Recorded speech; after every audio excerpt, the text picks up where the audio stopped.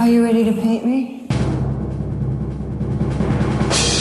She went from a self-proclaimed ugly kid to a Playboy bunny and then to the ultimate punk glamour icon. Debbie Harry's story is as wild as her style, from a narrow escape from a serial killer to a romance that halted her band at its peak. How did Blondie's frontwoman conquer the world? In the next 20 minutes, we'll uncover the secrets behind Debbie Harry's allure. From her signature bleach blonde look to the confident persona that made it irresistible. And stick around because we'll end with practical beauty tips to channel a bit of Debbie's magic in ourselves. Welcome. I'm Kira, and this is your beauty blueprint. What if the secret wasn't a manufactured mystique, but a clarity of self and a refusal to be anything but that? She rose from the downtown New York scene not by chasing trends, but by absorbing everything from punk to pop to art and distilling it into her own raw, cool confidence. Let's unpack how that happened. So settle in. Make yourself something pink with 2 halves of a strawberry in it. Because to understand Debbie Harry, the woman who made punk glamorous, we need to look past the bleach and the leather. Let's peel back the layers and see how the shy teenager became the forever queen of New York cool. Deborah Ann Harry was born Angela Trimble in 1945 and was adopted as an infant by a New Jersey family. In her youth, Debbie felt far from glamorous. She recalls being an ugly kid who was chubby, tomboyish, and never had good hair until her mid-teens. But by her 20s, she began transforming herself. After college, she dabbled in the New York art scene, worked odd jobs, even a stint as a waitress and Playboy bunny at a nightclub, and all the while she was dreaming of music. In the mid-70s, Harry co-founded the new wave punk band Blondie with guitarist Chris Stein. Blondie quickly became fixtures at New York's punk venues like CBGB, and already by 1978, their third album, Parallel Lines, rocketed them to international fame. It featured the famous disco-infused hit Heart of Glass. It was unusual at the time for a woman to front a rock band, but Debbie's magnetic stage presence and songwriting helped Blondie score 4 #1 hits between 79 and 81. Hits like Call Me and The Tide is High cemented their place in pop culture, and Blondie even pioneered early rap rock fusion with the 80s Rapture, the first Billboard #1 song to feature rap vocals. Off stage, Harry starred in cult films like David Cronenberg's Videodrome and mingled with artists like Andy Warhol and Jean-Michel Basquiat. Her personal life was just as riveting. She and her bandmate Chris Stein became romantic partners during Blondie's heyday. But in 1982, at the height of their fame, Chris fell gravely ill and Debbie put her career on hold to nurse him back to health. This devotion showed another side of her. Beyond the cool rock star image, she was capable of deep loyalty and sacrifice in love. The pair split amicably in 1987 but remained lifelong close friends. Fun fact, she's even godmother to Chris's children today. Debbie's love life outside of Chris was notoriously private, yet whispers abounded. She's admitted to youthful flings with women and was linked to famous men in her circle, from punk legends Iggy Pop and David Bowie to magician Penn Jillette, only contributing to her mystique. Every man wanted to have her as their girlfriend, and every girl wanted to be as cool as she was. Harry's allure was so powerful that even shy punk poets like Joey Ramone were rumored to harbor crushes on her. Naturally, her secret romances only fueled the public's fascination with Debbie as a woman who could enchant just about anyone. Nevertheless, she never married or had children, none of which she regretted. "I think I would have been a terrible parent," she reflects wryly. She stated she would have only considered adoption because she of all people would have known what to say to a child like that. But there was a stronger, yet, desire to break out of the middle-class expectation to marry and have children. That was the furthest thing from her mind. She wanted to be a beatnik. That's why so many gravitated towards New York. They wanted to communicate with other like-minded artistic people. Even at 80, she is curious about dating, joking that she does her flirting at Home Depot among the big, strong men shopping for tools.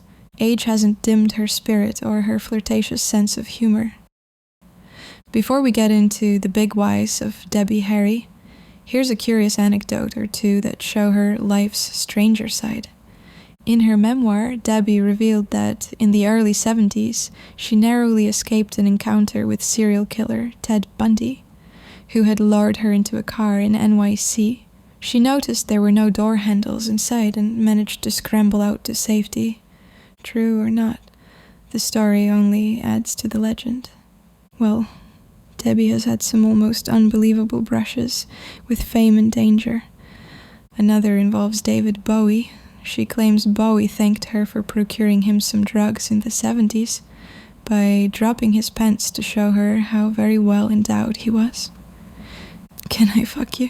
he asked, and she replied, "I don't know, can you?" He didn't say, "May I?" so she answered correctly. He's British, and she thought British people have more control and knowledge of proper English. She was a smart-ass. She later explained that she regretted saying that because he was such a wonderful person. She was just being punk. So why did men and women alike find her so desirable? A big part of it was how she broke the mold of female beauty and behavior in music. She combined qualities that usually don't come in one package. She was a bombshell blonde with high cheekbones and a heart-shaped face, and a tough punk rebel who wasn't afraid to be blunt. It's a killer combination. Femme fatale archetype meets fearless tomboy. Physically, she evoked classic screen sirens like Marilyn Monroe. The platinum hair, the pouty lips, yet personality-wise, she was gritty, aloof, and unpredictable, more in line with the outlaw spirit. In fact, she did believe Marilyn might very well be her real mother. One retrospective described her as a latter-day Monroe with a faint snarl replacing the pout, exuding an air of near-palpable hostility. She could be drop-dead gorgeous and look like she might slap you as soon as she'd shake your hand. That edge of danger and don't mess with me confidence only heightened her appeal. She wasn't a cookie-cutter sweetheart. She was feminine and fierce all at once. On stage, she often performed with a sly, knowing smile, as if she knows something about the audience that they haven't admitted to themselves. She danced languidly and ironically, radiating cool confidence. Unlike many frontwomen, she didn't play the overly friendly or overly sexualized role. Instead, she maintained a bit of distance and mystery. In early music videos and concerts, Debbie rarely made direct eye contact with the camera or crowd. She'd gaze off somewhere beyond, alive and well in her own world. And if she did look at you, it always felt like she was looking through you. This gave her an enigmatic quality, upping her cool factor by another gazillion notches, as one commentator noted. Essentially, she invited desire while remaining just out of reach. A classic femme fatale move. She famously said, "Being hot never hurts," acknowledging the power of beauty. But she never conformed to expected norms of her era. In the late 70s, most female stars were either folk singer-songwriter types or disco divas in spandex. Debbie carved out a new lane. She took the stereotype of the ditzy blonde and dyed it punk. Well, she quite literally bleached her mousy brown hair to a shock of platinum. Some critics at the time accused her of exploiting her sexuality, performing in skimpy outfits, playing up the sex symbol image, but Debbie shrugged it off. To me, that sounds like a weird, paranoia, she said of those critiques, because sexuality in rock and roll, it's always been that way. She understood that owning her sex appeal was part of the rock tradition, no different from Mick Jagger's androgynous strut. In fact, she noted that women who get up on stage in rock are manly in lots of ways. Debbie's look was deliberately rough around the edges in an era of glossy disco glam. She often rocked a messy bedhead hairstyle with dark roots showing, paired with runny black eyeliner and smudged shadows that gave her a "I just rolled out of someone's bed" vibe. This wasn't the perfectly manicured beauty queen look. It was sexy because it looked effortless and a bit forbidden. A journalist in 70s Britain wrote that Harry's beauty had a cruel quality. She was too beautiful for punk, almost intimidatingly gorgeous. Fans sensed that mix of sophistication and guilelessness. She could flash a megawatt smile one moment and appear ice cool the next. Debbie once admitted she isn't a high-maintenance person. She'd do her makeup quickly and not fuss much over outfits. Another aspect that drew people in was that specific kind of confidence, earned through age and experience. Debbie Harry was in her early 30s by the time Blondie hit it big, older than most debuting pop stars. Instead of seeing that as a disadvantage, she carried herself with the assurance of a grown woman who knows who she is. That might be one reason men found her so alluring. She was not a naive ingenue, but a fully formed, worldly woman with agency. Even into her 60s and beyond, Debbie retained her signature style. Yes, she still dons leather jackets and daredevil makeup at age 80 and rock and roll attitude. As she put it at 65, "I always felt there was a lot to do. I had a driven feeling. I always thought in the present." This refusal to fade away or tone herself down with age is deeply inspiring. It shows attractiveness isn't just for the young. Charisma is and must be timeless. Debbie proves that by continuing to turn heads well into her 70s, whether it's on stage at Glastonbury or front row at a fashion show. In summary, Debbie Harry's allure came from an imperfect storm of traits, sensational looks paired with a rebellion and authentic coolness. She was a fantasy girlfriend for a generation of men and a style idol for countless women. She wasn't playing a role. She lived and breathed her individuality. That authenticity is perhaps the most attractive quality of all, and it's something everyone should take inspiration from. Now, let's break down Debbie Harry's iconic beauty look. Debbie's aesthetic was the blueprint for tough girl chic, and luckily, many elements of it are timeless and easily reproducible today. Hair.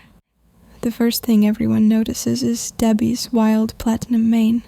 She typically wore it in a shoulder-length shag, often intentionally showing dark roots for an edgy contrast. In fact, the name Blondie itself came from truck drivers catcalling "Hey, Blondie," after she bleached her hair in the 70s.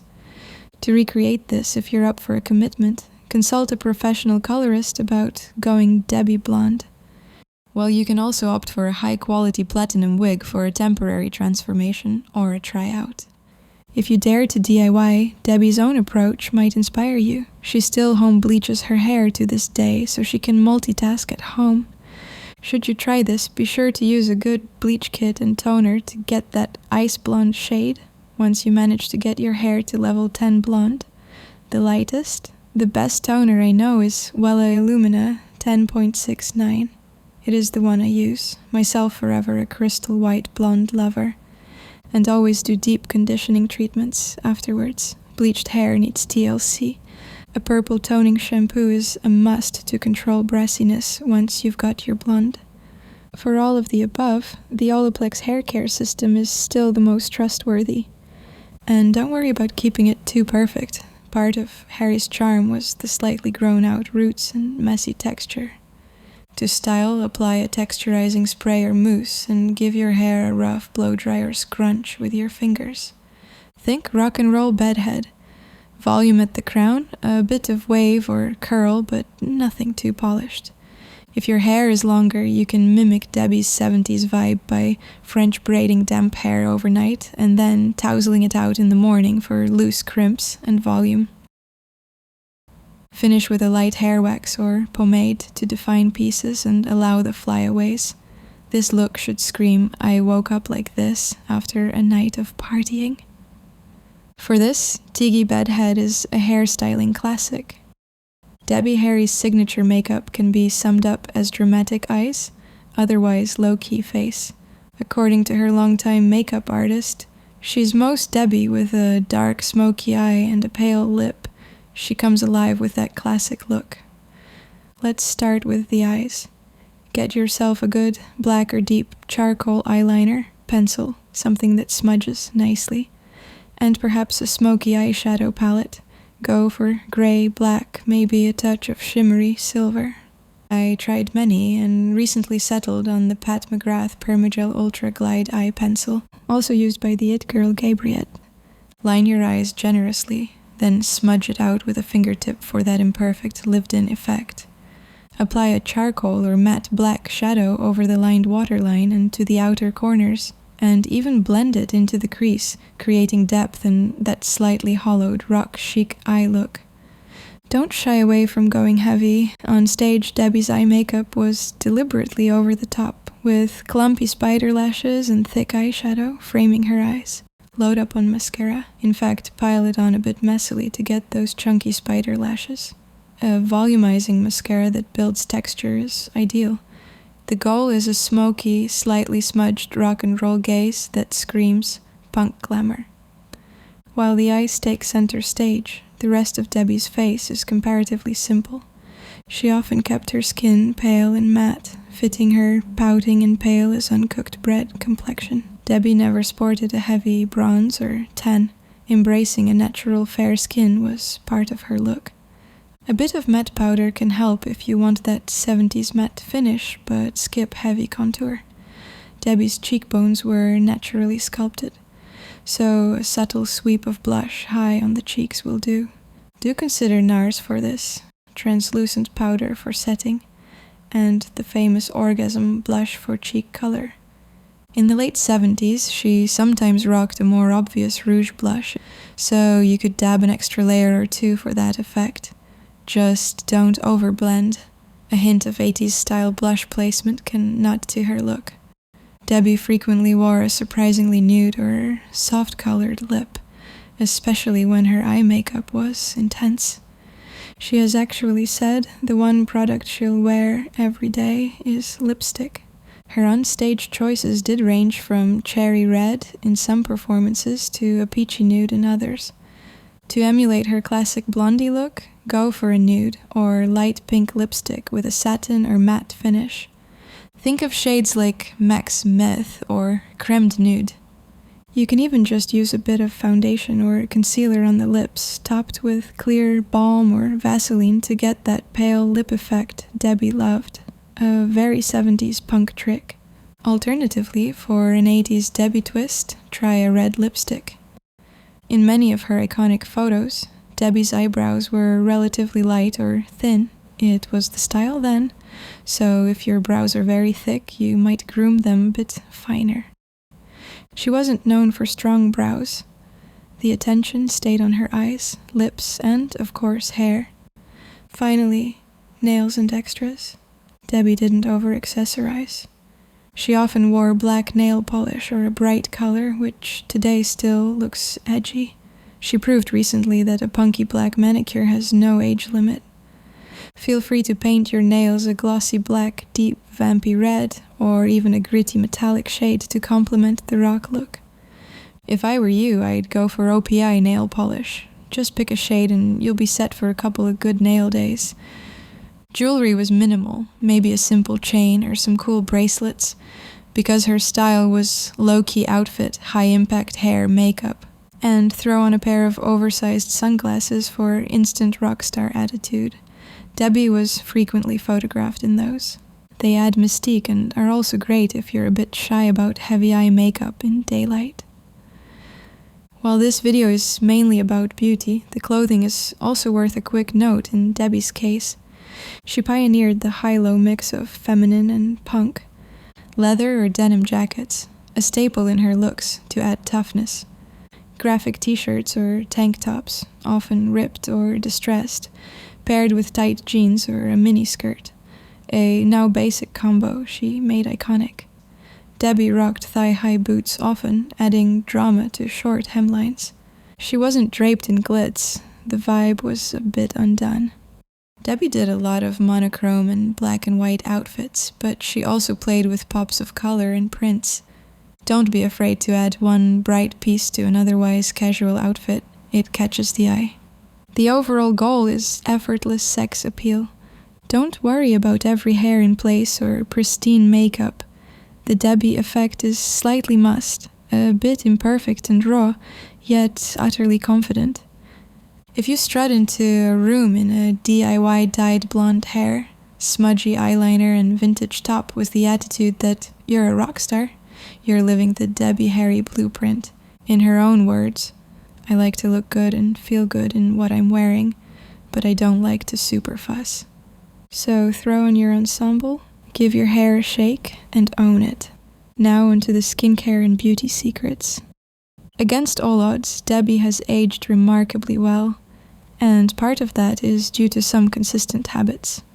One takeaway for your beauty routine: always cleanse and care for your skin after rocking a heavy look. Debbie has said that no matter how late the show, she takes off her makeup each night. Lately she's been using the Goddess of Skin Cleanser to wash it all off before bed. I'd recommend Sea Mud Bar from Erno Laszlo, a face soap used by the likes of Marilyn Monroe, Jackie Kennedy, and Audrey Hepburn. Another tip: Debbie avoids excess sun exposure. Her fair skin at age 70 plus attests to that. At the risk of sounding like an internet parrot, use sunscreen. I combined the rather cheap CeraVe that comes with 3 ceramides and 50 SPF and a little bit of SkinCeuticals mineral sunscreen, which I dab where many would normally apply highlighter.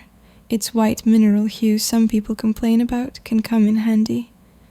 Debbie also maintains a healthy diet. She tries to eat gluten-free and avoid dairy when possible, which many nutritionists say can reduce inflammation and help skin clarity. And she works out regularly, with a trainer in the mornings, doing workouts and even swimming to stay fit. Good circulation from exercise can give your skin a natural glow and keep you looking youthful for life. Finally, don't underestimate sleep. As a touring artist, Debbie learned to nap anywhere and listen to her body. Beauty rest is real, so catch those naps if you can. To sum up the beauty blueprint: bleach it, smudge it, and own it. Have fun with it. Try something more daring than usual. Maybe a dramatic eyeliner or that platinum shade you've been curious about. As Debbie showed the world, confidence and individuality are the ultimate beauty boosters. Debbie Harry's influence on beauty and style is everywhere. Every leather jacket, bleach blonde stage siren, and smoky-eyed I'm with the band look carries a trace of her. She rewrote the rules and showed us. Beauty is at its best when it misbehaves. More than a singer, she became a pop culture icon whose persona still inspires power and play. Her beauty blueprint isn't about copying lipstick, it's about nurturing a fearless spirit, because authenticity and daring just are irresistibly attractive. So claim the loudest red lip, cut the edgy fringe, walk with swagger, and remember, you can reinvent yourself at any age. I promise. Confidence is the sexiest thing you can wear. Here we go. That was all for today.